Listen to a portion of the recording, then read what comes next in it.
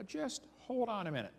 I was in a debate one time and this atheist said, Hovind, you're so dumb. Don't you know it took millions of years to make Grand Canyon? I said, well, sir, I taught earth science for years. I really enjoy studying Grand Canyon.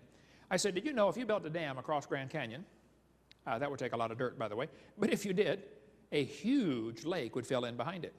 Did you know some of the water from Montana drains through the Grand Canyon? It's a huge drainage area.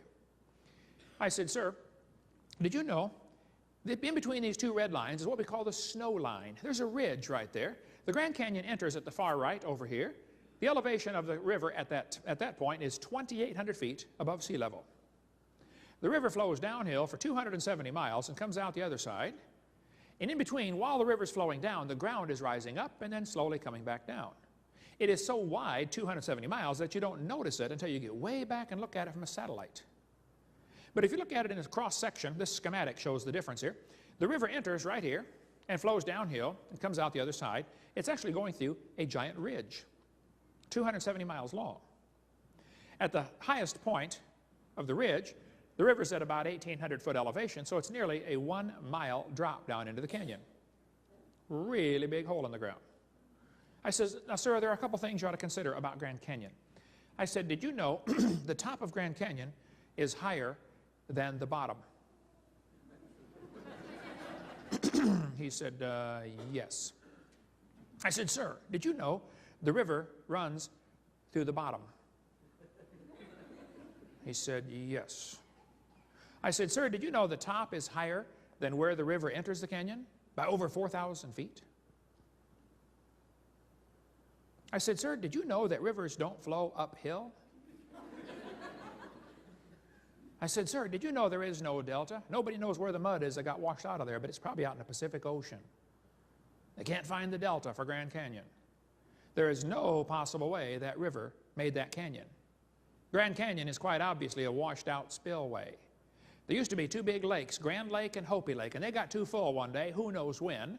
I suspect shortly after the flood, maybe a few hundred years later, the ice caps melted or something, and the lakes got too full, and the water went over the top, while the ground was still relatively soft.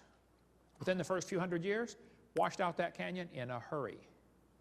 There are still beaches where the lakes used to be. They call them Grand Lake and Hopi Lake. The lake is long gone, but you can still see the beach line where the lake used to be. Grand Canyon is a washed out spillway, folks. The water got too deep, went over the top, and washed out that whole region in a real big hurry. So when they tell you it took millions of years, they're lying to you. It did not. It's not geophysically possible. If you look at the way most rivers come together, almost all rivers join at what are called acute angles, less than 90 degrees. You can look at any map of the world, nearly all rivers come together and keep going the same general direction. Well, if you look at Grand Canyon, the rivers on the lower left side join at acute angles, normal river pattern. If you look at the right side, the rivers go backwards and run into the channel and turn around and come back the other way. This is evidence of a big lake that is draining.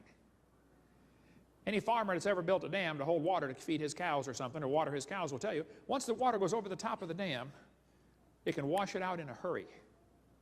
And it doesn't wash away the whole dam, it washes one slot, wherever the water finds the weakest point. So the water's running backwards off the dam to hit the lowest channel, turn around, come back the other way. Grand Canyon was not formed by the Colorado River, folks. Grand Canyon was formed by a flood. A lot of water with a little bit of time. Are there any farmers or veterinarians in the crowd that might know what this machine is? Anybody know what that is? What is that, sir? That's a calf puller. That's a what?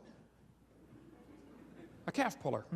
Once in a while a cow has a hard time having that baby calf, and so to get the calf puller out, tie the cable around the calf's leg and jack the calf out of the cow.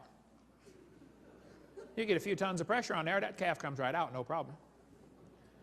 One day this farmer was out pulling a calf. It was a breech birth, the back feet are coming out first. Not good, but hey, it happens once in a while. And so the farmer had the calf puller out there, and he's pulling the calf out of the cow, and a city fellow stopped his car to see what on earth is going on. And the farmer said, hey, you ever seen anything like this before?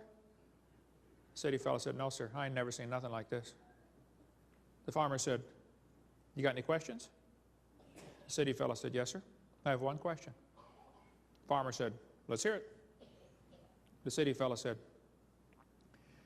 how fast do you figure that calf was going when it ran into that cow? No, no, no, no. We're not separating the wreck here, fellas. You know, two people can look at the same thing, and one of them gets the wrong idea of what he's looking at. The Bible warned us that was going to happen. 2 Peter chapter 3, knowing this first, there shall come in the last days scoffers. Did you know there are people that scoff at the Bible? I deal with them on a regular basis. I attract them like a lightning rod. And the Bible says they're going to walk after their own lust. See, the reason some people don't like the Bible is because of their lust, not because of their science. They don't like that book because it chaps their hide. I tell them, you better get some Vaseline, man. You're going to need it because you're going to be judged by that book, whether you like it or not. Well, the scoffers in the last days, the Bible says they're going to say, where is the promise of his coming? For since the fathers fell asleep, all things continue as they were. Boy, that's an important phrase. Peter told us in the last days, the scoffers would say, the way things are happening now is the way they've always been happening. Long, slow, gradual processes. Uniformitarianism. The Bible says the scoffers will be willingly ignorant. Willingly ignorant. In the Greek, that means dumb on purpose. They're willingly ignorant of how God made the heavens and the earth. We covered that on video number 2, why it's heavens plural. And how the earth was overflowed with water and perished. The scoffers are willingly ignorant of the flood. We'll cover lots more about the flood on videotape number 6. What caused the flood anyway, and what damage it did to this planet. Well, one of the scoffers in the last days was a guy named James Hutton. James Hutton lived in the late 1700s, and he wrote a book and said the earth is much older than everybody thinks. Now you need to understand, during James Hutton's lifetime, most people believed the Bible, and most people thought the earth was about 6,000 years old. But this was also a time of many revolutions.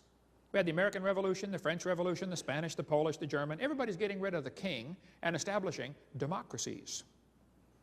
Well, whether that's good or bad is another subject, but the fact is the Bible says to honor the king, and some people thought the Bible was an obstacle to their political objectives. And so they wanted to discredit the Bible. So back when everybody thought the earth was a few thousand years old, James Hutton came along and said it's millions of years old. He was one of the first guys in the Western world to come across this idea and say, oh wow, maybe the earth is real old. James Hutton developed an idea called uniformitarianism. The present is the key to the past. In other words, the way things are happening now is the way they've always been happening. Just like Peter prophesied these guys would come. Well, I think the Bible is the only perfect key to the past, but that's another story. The fact is, James Hutton's book that he wrote had a very strong influence on a young lawyer from Scotland. The lawyer's name was Charles Lyell. Charles Lyell, the lawyer, hated the Bible. Somebody calculated one time that if all the lawyers in the world were laid end to end around the equator, we would all be better off. In 1830, Charles Lyell wrote this book right here, Principles of Geology. Here on this book, you can see his hatred for the Bible kind of ooze off every page. This guy really did not like the Bible. He kept referring to it as ancient doctrines. You know, you're outdated if you believe the Bible.